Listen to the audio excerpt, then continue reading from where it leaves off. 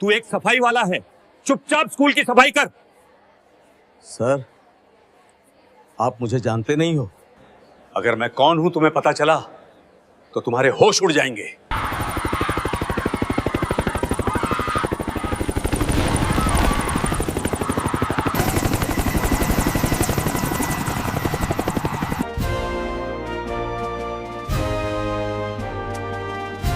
तुझे बोला था मैंने, तू जानता नहीं मुझे।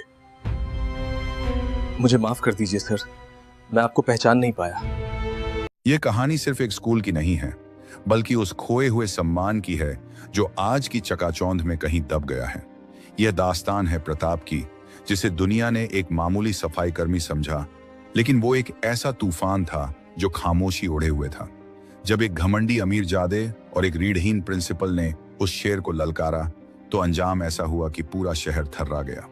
क्या होता है जब एक झाड़ू लगाने वाला अपनी असली औकात पर आता है? क्या होता है जब एक मेजर जनरल अपनी वर्दी की धूल झाड़कर खड़ा होता है? दिल थाम कर बैठिए, क्योंकि यह कहानी आपकी आंखों में आंसू और सीने में गर्व की आग भर देगी। अगर आपको देश के जवानों से प्यार है तो कमेंट में जय हिंद लिखें और चैनल को सब्सक्राइब जरूर करें। शहर के शोर शराबे से दूर, धूल और धुएं के बीच खड़ा सरस्वती विद्या मंदिर एक ऐसा स्कूल था जहां शिक्षा से ज्यादा रुतबे की पूजा होती थी।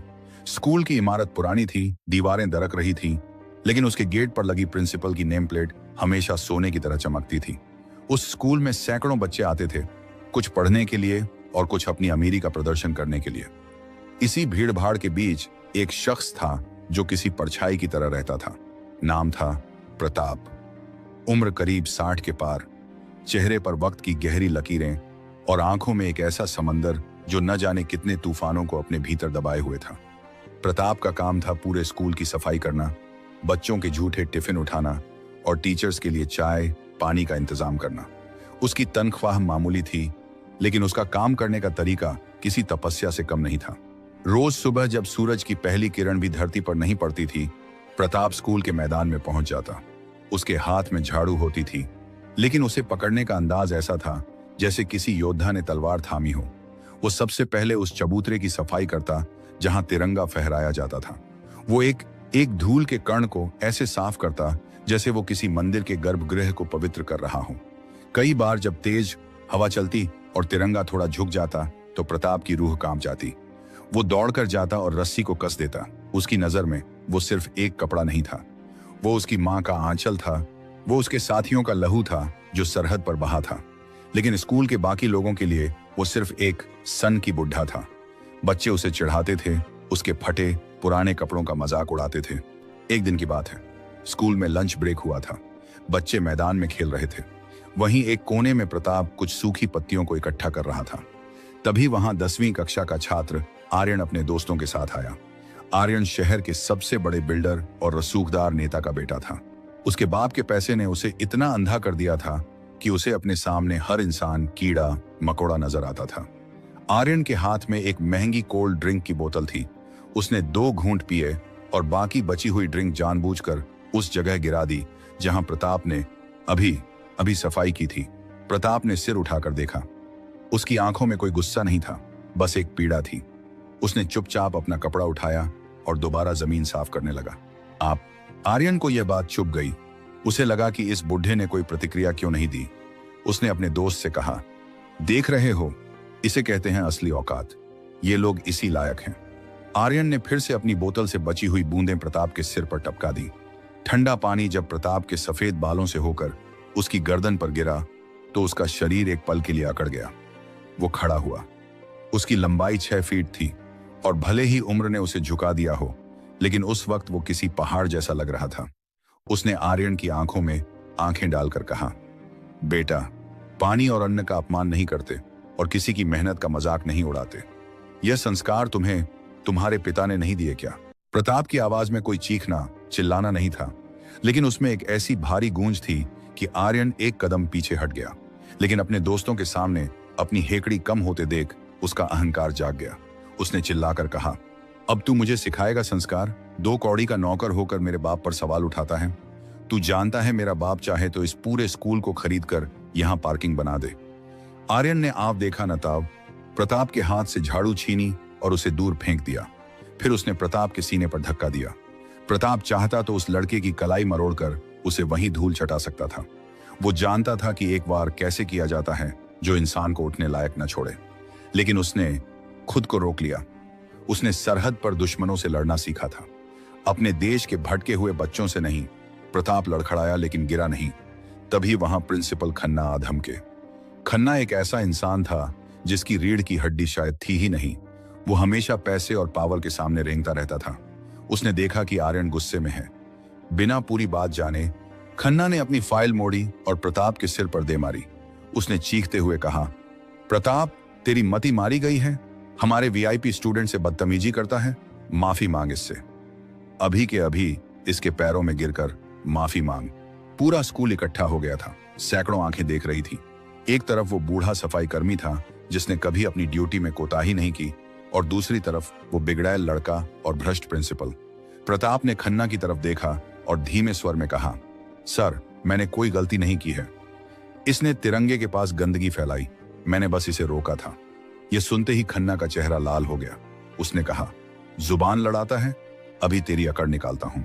प्रिंसिपल ने प्रताप का कॉलर पकड़ा और उसे घसीटते हुए गेट की तरफ ले गया।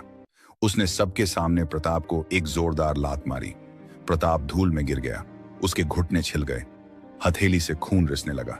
आर्यन और उसके दोस्त हंस रहे थे। खन्ना ने अपनी टाई ठीक करते हुए कहा, कल स्कूल का एनुअल फंक्शन है, बड़े बड़े अफसर आने वाले हैं। अगर तेरी मनहूस शक्ल कल यहां दिखी तो पुलिस को बुलाकर तुझे अंदर करवा दूंगा। भाग जा यहां से। प्रताप धीरे धीरे उठा। उसने अपने कपड़ों से धूल झाड़ी। उसने किसी से कुछ नहीं कहा। न उसने प्रिंसिपल को गाली दी, न आर्यन को कुछ कहा। उसने बस एक बार उस तिरंगे को देखा जो हवा में लहरा रहा था। उस पल उसकी आंखों में आंसू नहीं थे, बल्कि एक फैसला था। एक ऐसा फैसला जो कल के सूरज के साथ इस स्कूल की तकदीर बदलने वाला था। वो अपना टूटा हुआ चश्मा जेब में रखकर गेट से बाहर निकल गया। उस रात प्रताप अपनी छोटी सी कोठरी में सोया नहीं। वो कोठरी जो स्कूल के पीछे एक तंग गली में थी। उसने अपने पुराने संदूक का ताला खोला। जंग लगे ताले की आवाज रात के सन्नाटे में गूंजी। संदूक के अंदर से उसने एक वर्दी निकाली। वो वर्दी जिसे उसने 15 साल पहले तह करके रखा था। उस वर्दी पर धूल का एक कण भी नहीं था। उसने अपनी मेडल वाली पेटी निकाली। महावीर चक्र, कीर्ति चक्र और न जाने कितने पदक जो उसने अपनी जान पर खेलकर कमाए थे। उसने वर्दी को अपने सीने से लगाया। उसे याद आया कारगिल का वो पहाड़ जहां उसने अकेले ही पूरी दुश्मन की चौकी उड़ा दी थी। उसे याद आया वो गोली जो आज भी उसकी पसली के पास धंसी हुई थी। उसने आईने में खुद को देखा। वहां अब वो लाचार सफाई कर्मी नहीं था। वहां मेजर जनरल प्रताप सिंह खड़ा था। उसने फोन उठाया और एक नंबर मिलाया। उधर से आवाज आई, जय हिंद सर। प्रताप ने सख्त लहजे में कहा, कर्नल, मुझे कल सुबह मेरी यूनिट चाहिए, पूरी वर्दी में। लोकेशन वही पुराना स्कूल। ऑपरेशन का नाम स्वाभिमान। अगली सुबह स्कूल में जश्न का माहौल था। रंग बिरंगे गुब्बारे लगे थे। बड़ा सा स्टेज सजा था। शहर के सारे बड़े लोग, नेता और अधिकारी वहां मौजूद थे। आर्यन के पिता मिस्टर सेठी सबसे आगे वाली कुर्सी पर पैर रखकर बैठे थे। प्रिंसिपल खन्ना उनके इर्द गिर्द ऐसे मंडरा रहे थे जैसे कोई मक्खी हो। खन्ना बार बार माइक पर अनाउंस कर रहे थे, देवियों और सज्जनों, हमारे मुख्य अतिथि, सेना के एक बहुत बड़े अधिकारी बस कुछ ही पलों में हमारे बीच होंगे। सब लोग बार बार गेट की तरफ देख रहे थे, इंतजार कर रहे थे किसी लाल बत्ती वाली गाड़ी का। तभी आसमान में एक तेज गड़गड़ाहट हुई। यह आवाज किसी सामान्य जहाज की नहीं थी। यह भारतीय वायुसेना के भारी भरकम हेलीकॉप्टर की आवाज थी। लोग घबराकर ऊपर देखने लगे। स्कूल की खिड़कियां थरथराने लगी। प्रिंसिपल खन्ना का माइक हाथ से छूट गया। हेलीकॉप्टर सीधे स्कूल के उस मैदान के ऊपर मंडराने लगा जहां कल प्रताप को बेइज्जत किया गया था। हवा के तेज दबाव से टेंट उखड़ने लगे। धूल का एक गुबार उठा जिसने सबको अपनी आगोश में ले लिया। आर्यन और उसके पिता अपनी आंखों पर हाथ रखकर बचने की कोशिश कर रहे थे। हेलीकॉप्टर धीरे धीरे नीचे उतरा। जैसे ही उसके पहिए जमीन पर लगे, रोटर की आवाज थोड़ी कम हुई। दरवाजा खुला और रैंप नीचे आया। सबसे पहले 4 ब्लैक कैट कमांडो नीचे उतरे और उन्होंने पोजीशन ले ली। लोगों की सांसें अटकी हुई थीं। फिर एक बूट जमीन पर पड़ा। वो बूट इतना चमकदार था कि उसमें चेहरा देखा जा सके। फिर वो शख्स बाहर आया। 6 फीट लंबा कद, सीना तना हुआ, आंखों में अंगारे और कंधों पर मेजर जनरल के सितारे। उनकी वर्दी पर सजे मेडल सूरज की रोशनी में चमक रहे थे। प्रताप सिंह, यह वही चेहरा था, बस अब उस पर लाचारी नहीं, सत्ता थी। वो मंच की तरफ बढ़े। उनके चलने के अंदाज में इतना रुतबा था कि वहां मौजूद पुलिस के बड़े बड़े अधिकारी अपने आप अटेंशन में आ गए और कड़क सैल्यूट मारा। प्रिंसिपल खन्ना की हालत ऐसी थी जैसे उन्हें लकवा मार गया हो। वो पहचान ही नहीं पा रहे थे कि यह वही इंसान है जिसे उन्होंने कल लात मारी थी। आर्यन के पिता की सिगरेट उनके होंठों से गिरकर उनकी महंगी शेरवानी को जला रही थी, पर उन्हें होश नहीं था। प्रताप सिंह सीधे माइक के पास पहुंचे। उन्होंने एक बार पूरे पंडाल पर नजर घुमाई। सन्नाटा इतना गहरा था कि अगर कोई सुई भी गिरती तो उसकी आवाज सुनाई देती। उन्होंने बोलना शुरू किया। उनकी आवाज में वो कड़कपन था जो तोप के गोले में होता है। उन्होंने कहा, मैं मेजर जनरल प्रताप सिंह, भारतीय सेना की राजपुताना राइफल्स का पूर्व कमांडर और पिछले 2 साल से इस स्कूल का सफाई कर्मी।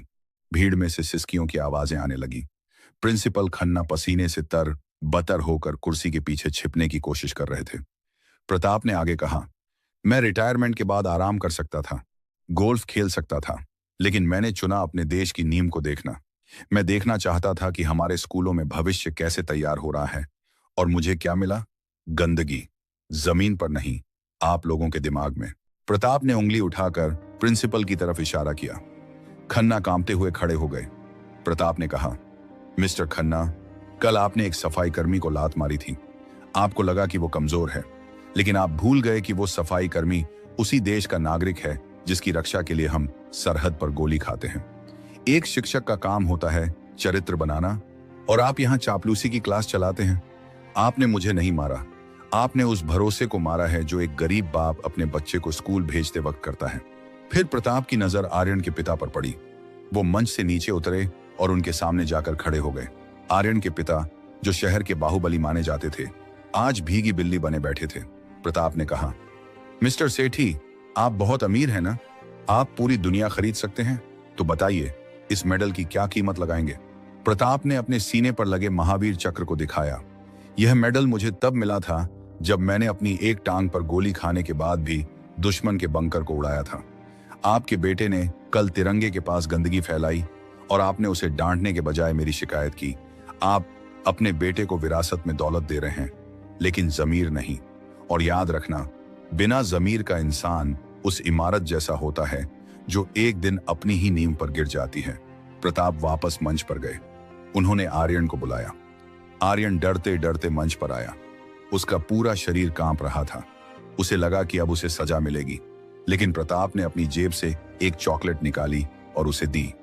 उन्होंने उसके कंधे पर हाथ रखा और कहा, बेटा, गलती तुम्हारी नहीं है, गलती उस परवरिश की है जो तुम्हें मिली। वर्दी और पद से कोई बड़ा नहीं होता, इंसान बड़ा होता है अपने कर्मों से। कल तुमने एक सफाई कर्मी को धक्का दिया था, आज मैं तुम्हें माफ करता हूं, लेकिन वादा करो आज के बाद तुम किसी भी इंसान को छोटा नहीं समझोगे, चाहे वो जूता पॉलिश करने वाला हो या देश का प्रधानमंत्री। आर्यन की आंखों से आंसू फूट पड़े। उसने प्रताप के पैर पकड़ लिए और फूट फूट कर रोने लगा। उस दिन उस स्कूल का हर बच्चा, हर टीचर और हर माँ बाप रो रहा था। प्रताप ने आखिर में कहा, मैं आज यहां से जा रहा हूं, मेरा मिशन पूरा हुआ, लेकिन मैं आप सबको एक जिम्मेदारी देकर जा रहा हूं।